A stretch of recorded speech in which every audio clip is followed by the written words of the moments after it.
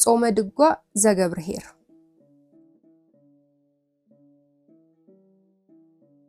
የአብይ ጾም ስድስተኛ ሳምንት ገብርኄር ይባላል። ጌታችን ኢየሱስ ክርስቶስ ስለ ታማኝ አገልጋይ ያስተማረውን የሚዘክር ሳምንት ሲሆን ይኸውም የተቀበለውን አደራ በሚገባ ለተወጣ ለተሰማራበት የሥራ መስክ ለተጣለበት ኃላፊነት ታማኝ ለሆነ አገልጋይ ምስጋና የሚቀርብበት ከዚህ በተቃራኒ ለሚገኝ ደግሞ ወቀሳና ግሳጼ የሚቀርብበት ሳምንት ነው። ይኸውም በቅዱስ ወንጌሉ እንደተመዘገበው ጌታችን ለደቀ መዛሙርቱ በምሳሌ ሲያስተምራቸው ወደ ሌላ ሀገር የሚሄድ ባለጠጋ ሰው ባሮቹን ጠርቶ ያለውን ገንዘብ ሰጣቸው። እንዲሁ ይሆናልና ለእያንዳንዱ እንደ አቅሙ ለአንዱ 5 መክሊት፣ ለአንዱ 2 መክሊት፣ ለአንዱም 1 መክሊት ሰጠና ወደ ሌላ ሀገር ሄደ። 5 መክሊት የተቀበለውም ሄዶ ነገደበት፣ ሌላም 5 መክሊትን አተረፈ። እንዲሁም 2 የተቀበለው ሌላ 2 አተረፈ። 1 የተቀበለው ግን ሄዶ ምድርን ቆፈረና የጌታውን ገንዘብ ቀበረ። ከብዙ ዘመንም በኋላ የእነዚያ ባሮች ጌታ መጣና ተቆጣጠራቸው። 5 መክሊት የተቀበለው አገልጋይ ወደ ጌታው ቀርቦ ጌታ ሆይ 5 መክሊት ሰጥተኸኝ ነበር፣ እነሆ ሌላ 5 መክሊት አተረፍኩበት ብሎ ሌላ 5 መክሊት አትርፎ አስረከበ። ጌታውም መልካም አንተ በጎ ታማኝ ባሪያ፣ በጥቂቱ ታምናሃልና በብዙ ሾመሃለሁ፣ ወደ ጌታህ ደስታ ግባ አለው። 2 መክሊትም የተቀበለው ደግሞ ቀርቦ ጌታ ሆይ 2 መክሊት ሰጥተኸኝ ነበር፣ እነሆ ሌላ 2 መክሊት አተረፍኩበት አለ።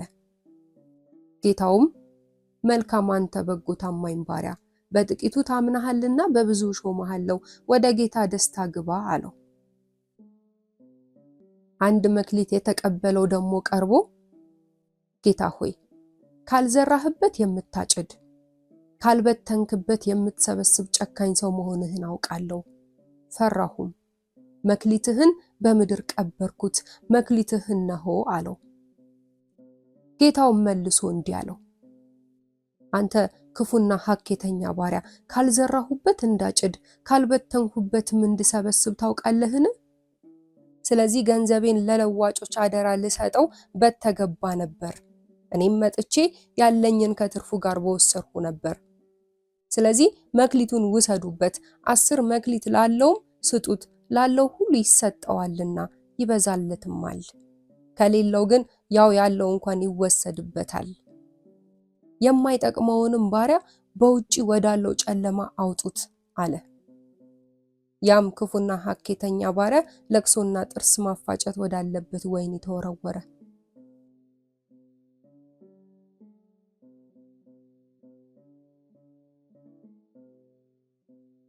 መክሊት የተባለ የእግዚአብሔር ስጦታ ሲሆን አይነቱና መጠኑ ይለያይ ይሆናል እንጂ ከእግዚአብሔር ዘንድ ስጦታን ያልተቀበለ የለም። እግዚአብሔር ለእያንዳንዳችን ስጦታን የሚሰጠን ልናገለግልበት፣ ሰውን ልንጠቅምበት እንጂ እኛ ልንኮፈስበት አይደለም። መክሊት ማትረፍ ማለት ያወቁትን ሳይሰስቱ ማሳወቅ፣ ልምድን ለሌላው ማካፈል፣ የሰሙትን ቃለ እግዚአብሔር ወይም መንፈሳዊ ነገር ለሌላው ማስተማር ማለት ነው። መክሊትን ስናካፍል ከሰው ብድራትን ሳንጠብቅ፣ ፈተና እንኳን ቢኖርም ፈተናውን ተቋቁመን የተሰጠንን መክሊት ማትረፍ ይገባል። ሐዋርያው ቅዱስ ጳውሎስ ለተማሪው ለጢሞቴዎስ በላከለት መልእክት ልጄ ሆይ አንተም በጌታችን በኢየሱስ ክርስቶስ ጸጋ በርታ፣ በብዙ ምክሮች ፊት ከእኔ የሰማኸውን ትምህርት ለሌሎች ሊያስተምሩ ለሚችሉ ለታመኑ ሰዎች አስተምራቸው። ኢየሱስ ክርስቶስ እንደሚያገለግል በጎ አርበኛ ሆነ መከራ ተቀበል። ወደ ሰልፍ የሚሄድ አለቃውን ደስ ያሰኝ ዘንድ ነው እንጂ የዚህን ዓለም ኑሮ አያስብምና። የሚታገልም ቢሆን እንደ ሕጉ ካልታገለ አክሊልን አያገኝም። የሚደክም አራሽም አስቀድሞ ፍሬውን ሊያገኝ ግድ ነው። ያልኩህን አስተውል፣ እግዚአብሔርም በሁሉ ነገር ጥበብን ይስጥህ በማለት መክሊቱን እንዳያባክን ደቀ መዝሙሩን መክሮታል።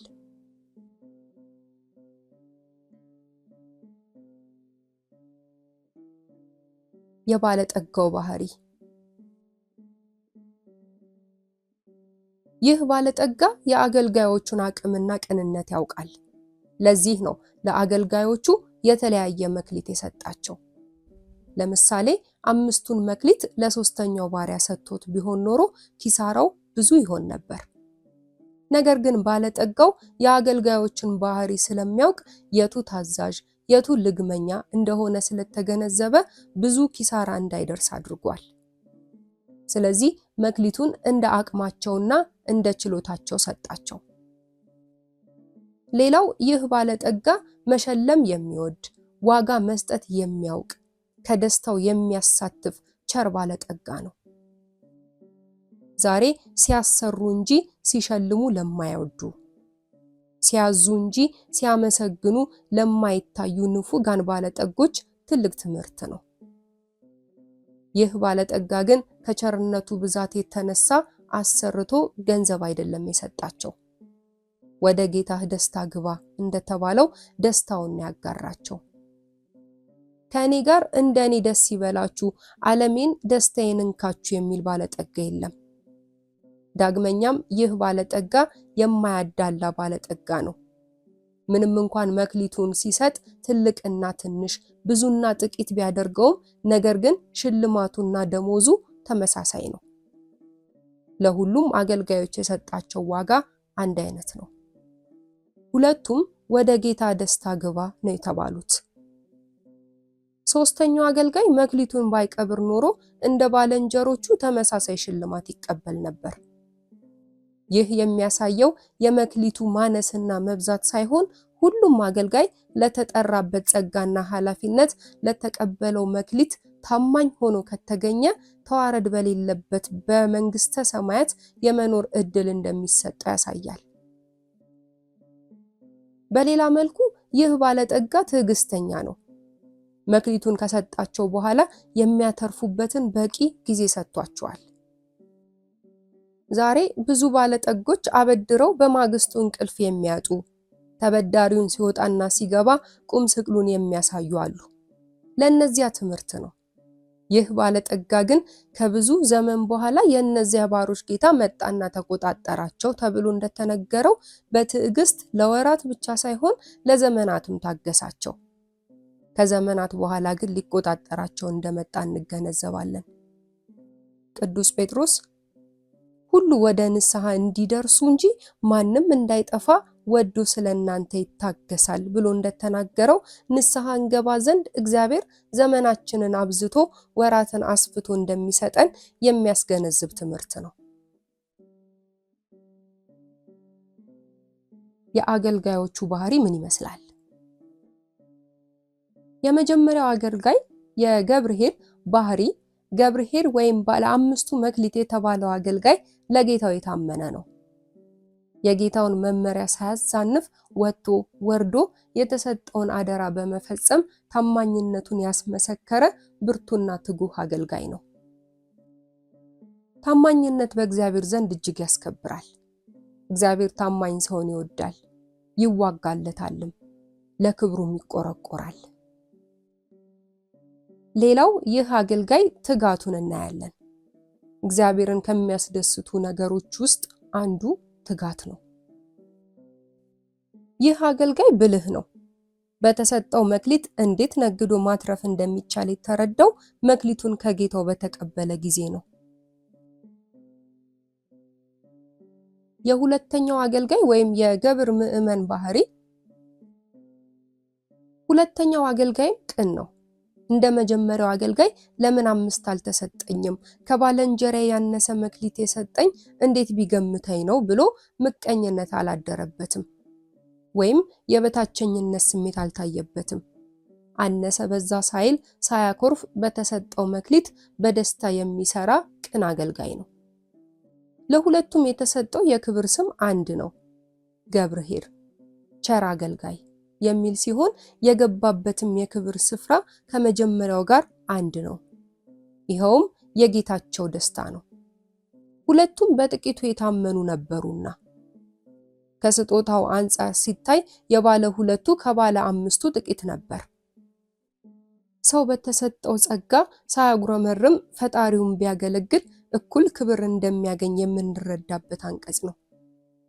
ለሰው ልጅ የሚጠቅመው ችሎታውን፣ ጸጋውን መቁጠር ሳይሆን በተሰጠው ጸጋ ማገልገል መቻሉ ነው።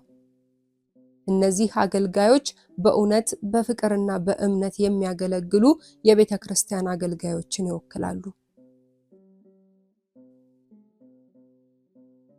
ሶስተኛው አገልጋይ። ይህ አገልጋይ ደግሞ ከሁለቱ የተለየ ነው። ወደ ስራ ከመግባቱ በፊት በልቡ ውስጥ ስጋትን፣ ጥርጥርን፣ ፍርሃትንና አለማመንን ስላነገሰ ስሰራበት ቢጠፋብኝስ፣ ቢሰርቁኝስ፣ ቢቀሙኝስ እያለ በማሰብ እሰራለሁ ብዬ ያለኝን ከማጣ ለምን ደብቄ አስቀምጬ በመቆየት ሲመጣ የሰጠኝን አልመልስለትም ብሎ መክሊቱን ቆፍሮ ቀበረው።